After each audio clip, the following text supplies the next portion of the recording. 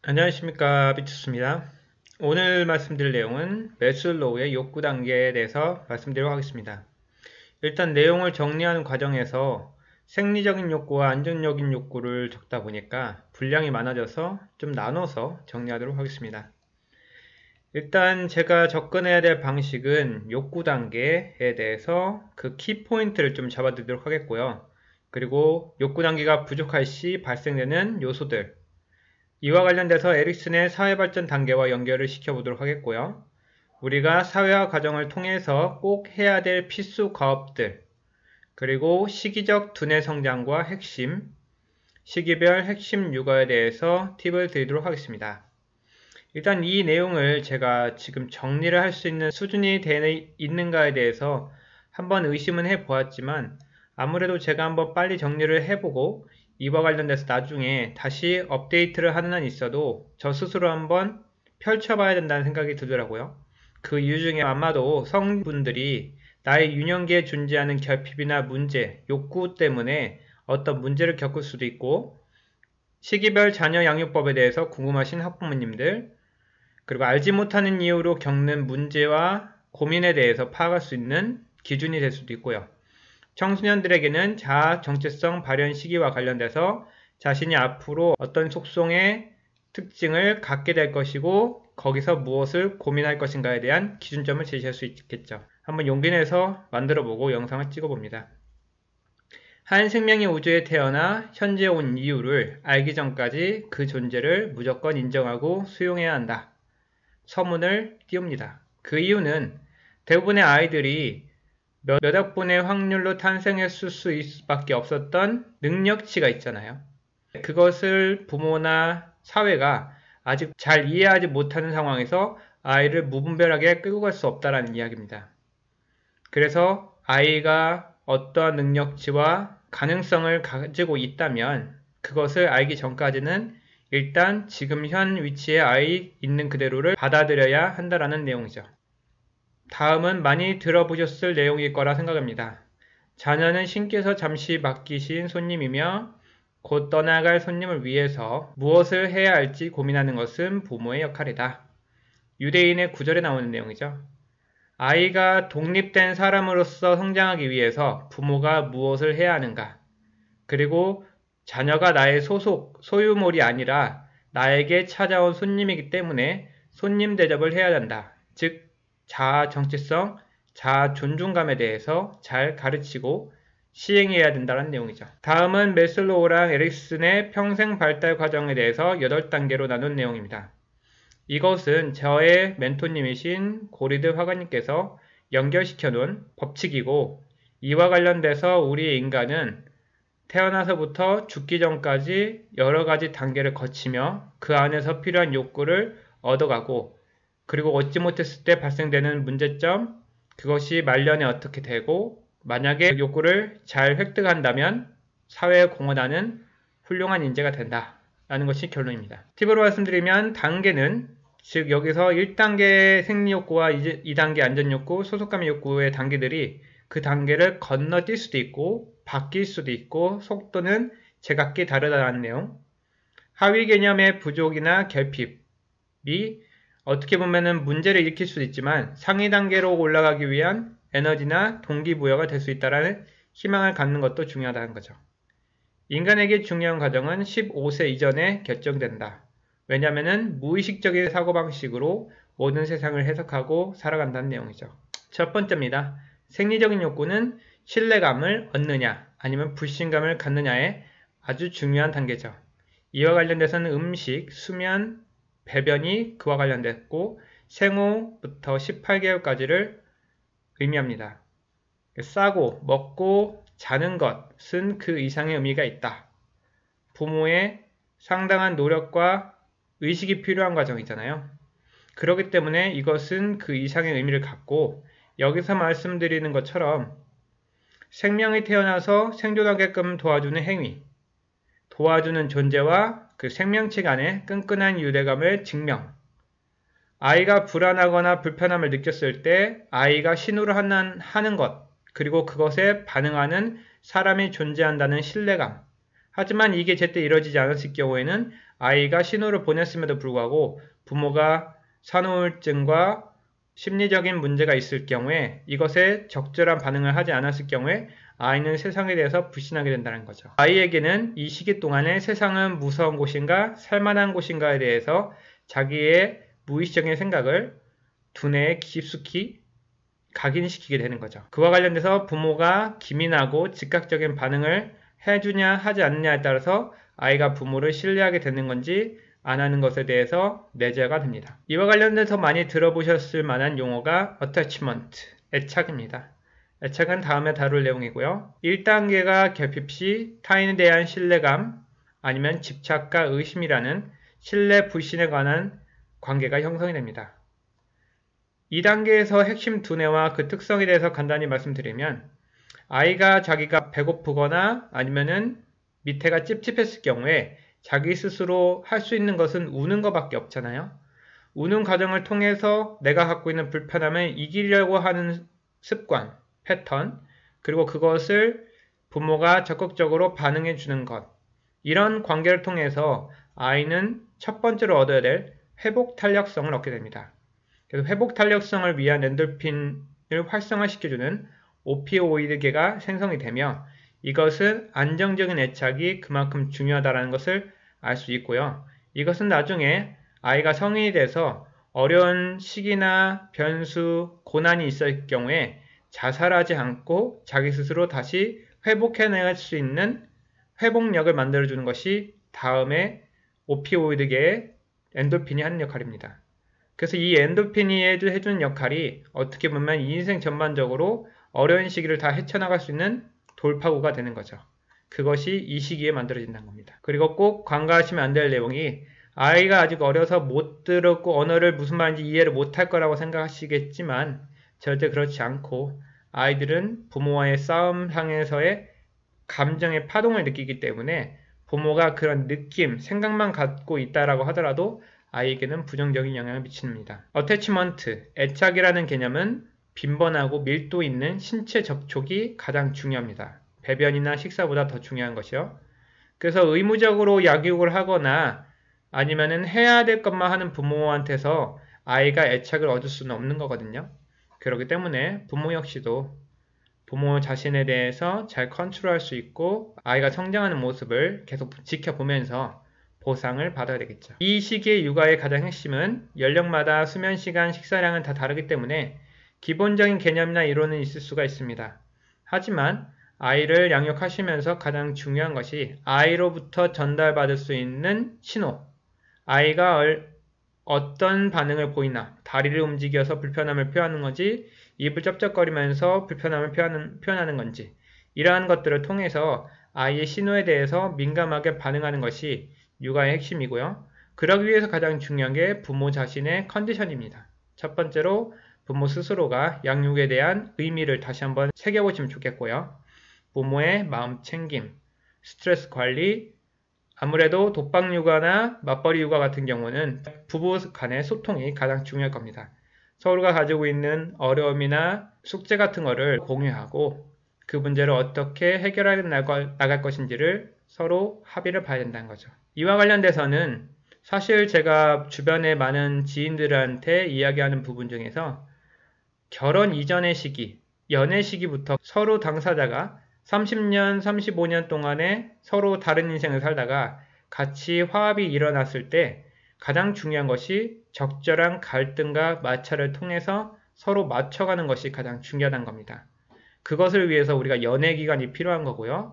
연애에서 신혼 초반이 필요한 거고 신혼 초반에 같이 살면서 겪고 있는 그 사람의 기호, 성향, 판단, 가치, 사고들을 잘 파악해서 나와 다른 것은 인정하고 서로 고쳐야 될 것은 고쳐가면서 자녀를 양육하는 환경에서 안정적인 환경을 만들어야 된다는 게 핵심이라는 겁니다. 그래서 성인인 부모로서 해줘야 될 첫 번째는 자기 통제력, 자녀보다 자신을 우선 생각해야 되고 자녀보다 배우자를 먼저 생각해야 된다는 게 핵심입니다. 배우자의 소통을 위해서 개방적인 사고, 나와 30년 동안 다르게 살았던 사람이기 때문에 나와 다르다라는 것을 인정하는 것이 그 첫 번째고요. 그리고 자기가 가지고 있는 감정을 솔직하게 표현하는 것. 타인의 입장에 대해서 공감하고 수용하는 능력, 중립적이고 양립 가능한 대안점과 합의점을 1년이고 2년, 3년이고 만들어내는 과정입니다. 성인으로서 올바른 가치관, 습관을 만드는 것도 중요하고 자녀에게 물려주고 싶은 가족의 가치관을 형성하는 것도 중요하죠. 그리고 나아가 자신이 과거에 갖고 있었던 문제 아니면 자신의 가족들의 갖고 있을 수 있는 트라우마적인 역사를 돌아보는 시간을 가지면서 자기 성찰을 하면 좋고요. 최종적으로 모든 가족 구성원들이 꾸준한 지식과 배움을 통해서 자기 발전에 집중하고 나아가 가족을 긍정적인 방향과 성장형 가도로 이끌어야 되겠죠. 그래서 부모가 자신의 현재 심리를 파악할 수 있어야 아이에게 안정되고 맞춤형 양육을 선사할 수 있다는 것을 말씀드리고자 합니다. 두 번째입니다. 안전욕구.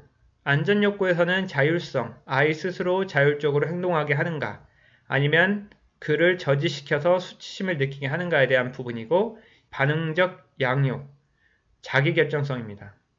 대개 18개월에서 3세 이전을 이야기하고요.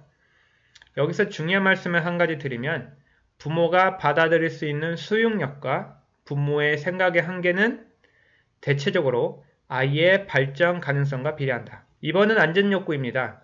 안전욕구라는 것은 여러분들이 생각하는 안전이라는 의미는 어느 쪽에 속하는지 한번 생각해 보세요. 아니면 여러분들에게 안정성이라는 이야기를 들려드렸을 때 어떤 이미지가 떠오르십니까? 여기에 다음에 두 가지의 안정성에 대한 개념이 있습니다. 첫 번째는 부모 스스로가 안전된 테두리 속에서 양육한다. 근데 이 안전이라는 개념은 부모가 불안한 것은 다 빼는 거죠. 뺀 상황에서 테두리 속에서 양육하는 것이 첫 번째 안전 양육. 두 번째, 부모의 넓고 유연한 테두리 안에서 자녀가 마음껏 시행착오를 겪도록 자율성을 확보하는 안정성의 양육법이 있습니다. 개인에게 안정성이란 말은 상대적인 말입니다.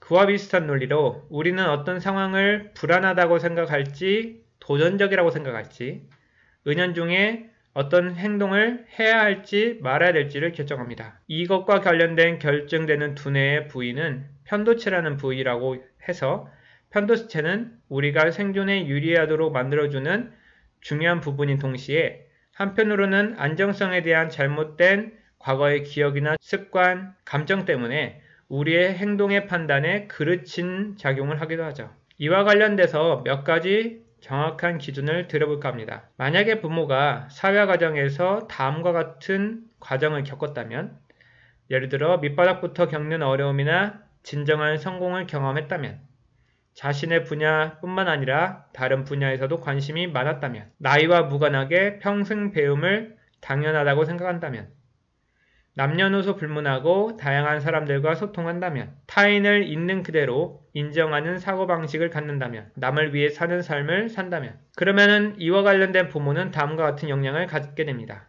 다양성, 개방성, 역경, 성공경험, 전문성, 타인과의 공감력, 봉사, 남을 위한 이타성을 갖게 됩니다. 그 사람에게 안정성이라는 의미는 자동차를 제외하고 안정성이란 개념을 해치지 않는다는 것을 알고 있고, 그렇기 때문에 부모가 잘 통제한다면 아이의 활동성과 그 범위에 부모가 굳이 관여하지 않아도 된다는 결론이 나옵니다. 하지만 부모의 과거 경험, 지식, 기억의 범위가 넓지 않아서 일상적으로 늘 경험하는 요소가 편도체, 불안, 공포, 두려움, 즐거움, 새로움을 느끼는 감정의 중추를 활성화시킨다면 아이의 세상은 부모에 의해서 경험할 수 있는 범위가 줄어들 것입니다. 첫 번째로, 위생에 민감한 부모는 아이에게 흙놀이를 하게 할 수 없고, 먹을 때마다 아이가 소근육과 대근육의 발달이 미숙하기 때문에 흘렸을 경우에 아이에 대해서 수치감을 느끼게 할 수 있으며, 부모가 곤충이나 벌레에 대한 과거의 경험, 즉 혐오에 대해서 경험이 없었고 안정성이 아닌 불안과 공포를 느낀다고 하면 아이 역시도 동일하게 그러한 경험을 일상적으로 할 수 없기 때문에 성인기에 혐오감을 느낄 수가 있습니다. 더위와 추위, 더워서 안 되고 추우면 감기 걸리고 습도가 습하면 기분 나쁘고 운동해서 땀 흘리면 안 좋다 라는 선입견에 의해서 부모가 평소에 이러한 불편한 활동과 날씨를 싫어한다면 자녀 역시도 그 불편함을 통해서 내가 어떤 활동을 하지 못하는 핑계를 만들며 정규 학교 과정이 아닌 아이가 새로운 활동을 개척하려고 할 때 부모는 불안감에 반대하고 아이가 새로운 직업을 선택할 때 부모는 만류하고 공무원이나 회사 같은 안정적인 직업을 선택하도록 유도하거나 고정적 월급을 받기를 바라겠죠. 매 순간 부모의 불안감은 자녀의 판단과 자율성보다는 본인의 안정감을 보호하고 불안을 제거하는 방식으로 육아의 원칙을 세우게 된다는 겁니다. 근데 이와 관련돼서 2단계에서 안정성의 욕구에서 자율성이라는 것은 자기 결정성을 통해서 내가 할 거야, 내가 해냈어라는 성취감을 느끼게 하며 더욱 발전하고자 하는 욕구를 불러일으키는 신경 전달 물질인 도파민계가 이 시기에 생성됩니다. 그리고 이 호르몬의 특징은 미래의 자녀가 중고등학생이 되었을 때 자기 스스로 뭔가를 해야 될 것, 하고 싶은 일, 아니면 따르고 싶은 멘토가 생겼을 때 몰입과 집중을 하도록 만들어주는 초석이 됩니다. 그렇기 때문에 아무래도 아이 스스로 자기 결정성을, 자기 자율성을 보장해주면서 뭔가를 꾸준하게 해나갈 수 있는 환경을 조성해야 된다는 거죠. 이 시기의 아이는 부모가 자신을 어떻게 대하는가, 아이의 능력을 존중하는가, 능력을 무시하는가, 아이는 아이의 생각을 펼쳐도 되는가, 아니면은 무시당하기 때문에 하라는 대로 해야 되는가 라는 무수한 일상적인 질문과 대답에 부모와의 상호관계를 통해서 아이 자녀의 무의식적으로 전수가 되고 패턴화 된다는 겁니다. 그래서 나중에 중학교가 돼서 한 학생이나 학부모님께서 호소하는 말이 있습니다. 우리 아이는 하고 싶은 게 없어요. 왜 이렇게 아이가 욕심이 없는지 모르겠어요 라고 하는 모든 내면에는 이 어린 시기에 아이의 생각과 대화 이런 모든 것들이 부모를 통해서 무시되거나 부모가 그것을 불안 요소로 느껴 저지했을 가능성이 많다는 겁니다. 육아와 관련돼서 현명한 부모와 현명하지 못한 부모의 차이는 다음과 같습니다. 아이가 힘들어하는 모습을 보지 못해 꼭 도와줘야 직성이 풀려요. 라는 말은 아이가 성장하는 꼴을 두고 못 보겠고 성장이 더디도록 내가 계속 개입하고 관여를 해야 된다. 라고 하는 말과 같습니다. 이와 관련돼서 부모님들이 오해하고 있는 부분, 아이는 아이가 자기 스스로 성장하고 발전하려고 하는 본능이 있기 때문에 아이를 믿어주시고 아이의 불안 요소에 대해서는 부모님이 관대하게 한 발짝 뒤로 물러서주는 반보 육아, 반응적 육아를 하셔야 되고요. 아이가 가정 내에서 스스로 경험할 수 있는 모든 기회를 제공해야 된다는 겁니다. 만약에 부모가 불안해하는 요소가 있다면 불안한 요소에 대해서 사전 제거하거나 아이가 예를 들어서 어린 나이에 티슈를 뽑는 거나 문을 열어서 뭔가를 확인하려고 하는 본능이 있거든요. 그와 관련돼서는 보물찾기나 이와 관련된 대체 활동을 가족 곳곳에 배치함으로써 아이의 충족을 욕구를 만족시킬 수 있는 거죠. 이 나이 때 육아의 원칙을 한 개 더 말씀을 드리면 아이 입장에서 생각하게 됩니다. 아이는 오감적으로 경험하지 않으면 앞으로 일어날 상황을 알지 못한다. 예를 들어서 겨울에 옷 입히고 밖에 나가고 싶은 상황이에요. 따뜻한 실내에서 두꺼운 점퍼를 아이가 입기 싫어하겠죠. 그러니까 여기서도 말씀드리는 오감적 경험을 먼저 시키는 겁니다. 즉 밖이 추우니 두꺼운 점퍼를 입히려고 했었을 때 부모님께서 밖이 춥다는 것을 예측하고 자녀의 건강을 염려하는 마음이 맞지만 아이는 밖이 춥다라는 것을 예측하지 못하고 그리고 집이 따뜻하기 때문에 두꺼운 잠바를 입어야 될 이유를 얻지 못하겠죠. 즉 현실감이 없긴 하지만 아이 입장에서는 사실이라는 거죠. 그래서 이와 관련돼서는 신랑이 하지 않고 옷만 챙겨서 밖에 나가서 현실과 직면하게 해주는 겁니다. 그런데 여기서는 제가 단편적으로 이렇게 예시를 하나 들었지만 이러한 모든 것들이 부모가 자녀와에 발생하는 모든 문제의 실마리이자 하나의 예시입니다. 대부분의 부모님들은 어떤 일을 미리 지레짐작으로 아이가 불편한 것들에 대해서 미리 해주려고 하다 보니까 아이는 그 당시에 그것을 해야 될 이유나 필요성을 못 느끼거든요. 왜냐? 예전에 그와 관련된 문제를 부모가 항상 제거해줬기 때문에 자기가 그렇게 추운지 뜨거운지에 대한 실전적 경험이 없다라는 겁니다. 아이 역시도 판단할 수 있는 나이대가 되면 판단을 하기 위한 과거의 기억, 좋았던 기억, 안 좋았던 기억, 감동받고 성취했던 기억들을 통해서 자기 스스로도 판단에 대한 우선순위를 매기게 돼야 되는데 그런 판단의 우선순위를 매기기 위한 데이터를 부모님께서 미리 해주셨기 때문에 아이 스스로도 판단력을 쌓을 수 있는 기회가 박탈당했다라는 거죠.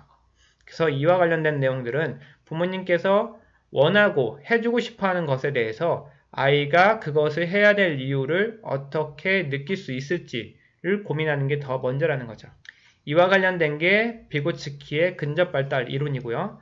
부모님의 역할은 아이가 지금 할 수 있는 실질적인 수준에서 약간의 도움을 통해서 아이 스스로 성취 경험과 자율성을 인정받는 패턴을 유지해야 된다는 내용입니다. 이와 관련돼서는 한번 읽어보시면 좋겠고요.